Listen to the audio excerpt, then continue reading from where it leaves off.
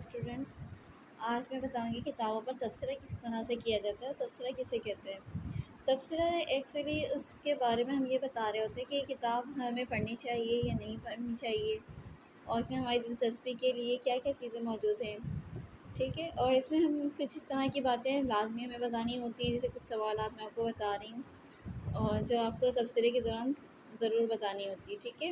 جیسے کہ سب سے پہلے ہم کتاب کا نام بتاتے ہیں، مصنف کا نام بتاتے ہیں، ناشر کا نام بتاتے ہیں، اور یہ کتاب ہمیں کیسی لگی اور کیوں لگی، مطلب اچھی لگی ہے تو کیوں لگی ہے، کیا خاص بات تھی اس میں، اور اگر اچھی نہیں لگی ہے، ہمیں پسند نہیں آئی ہے اس کی کوئی بات، تو وہ کیا وجہ ہے۔ تو یہ ساری باتیں کہانی کے تبصرے پر یا کتابوں کے تبصرے پر ہمیں بتانا ہوتا ہے۔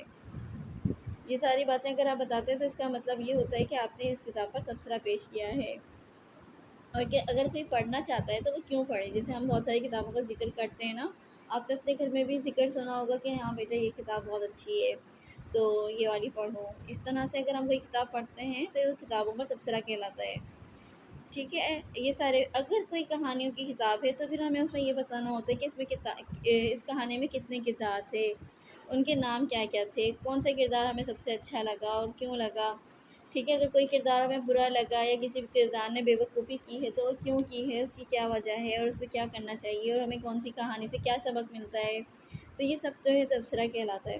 اب مثال کے طور پر آپ نے ایک کہانی پڑھی ہوگی کچھوا اور خرگوش۔ اب ان دونوں اس میں وہی دو کردار تھے بیسکلی، بنیادی طور پر وہ ایک کچھوا تھا اور ایک خرگوش تھا۔ خرگوش بہت ذہین تھا، بہت ہی ایکٹیو تھا، اور کچھوا جو ہے آپ کو پتہ ہے کہ بہت ہی سست سا جانور ہے اور وہ بہت ہلکے چلتا ہے، مگر اس کو مستقل محنت کرتا رہا اور وہ کامیاب ہو گیا۔ تو اس طرح کی باتیں جب ہم بتاتے ہیں، کسی کے ساتھ شیئر کرتے ہیں یا پھر ہم لکھتے ہیں تو وہ ہمارا تبصرہ کہلاتا ہے۔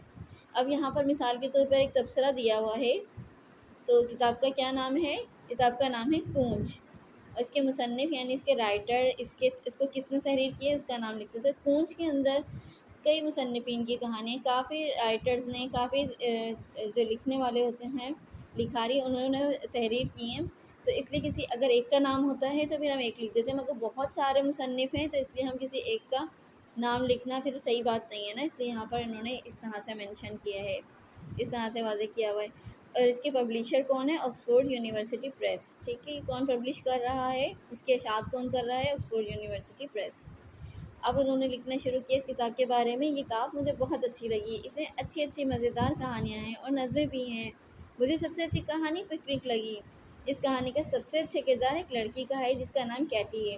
وہ دبلی پتلی ہے، اس نے نارنجی رنگ کا فراک پہنا ہوا تھا، اس کے بال چھوٹے اور کالے تھے۔ اس کہانی کی خاص بات یہ تھی کہ اس میں لوگ پکنک منانے گئے تھے، مجھے بھی پکنک پر جانا بہت پسند ہے۔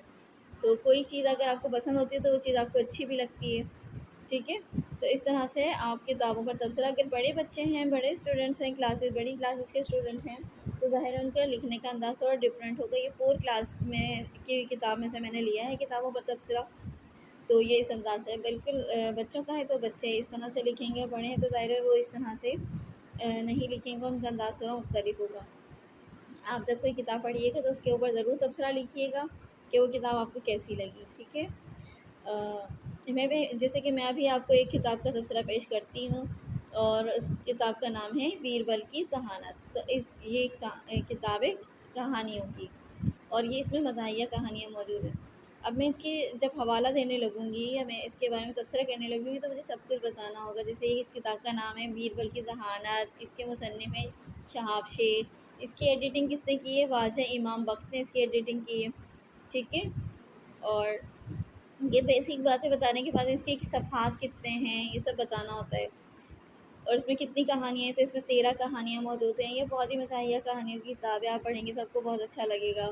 اس میں مجھے سب سے اچھی کہانی لگی ہے وہ ہے غرور کا انجام، اور یہ بہت مزہ آیا ہے، آپ پڑھیے گا تو آپ کو بہت اچھی لگے گی۔ اس کے علاوہ ایک اور ہے بیربل کی ذہانت، تو یہ کہانیاں پڑھیں اور پھر مجھے بتائیں کہ آپ کو کیسی لگی،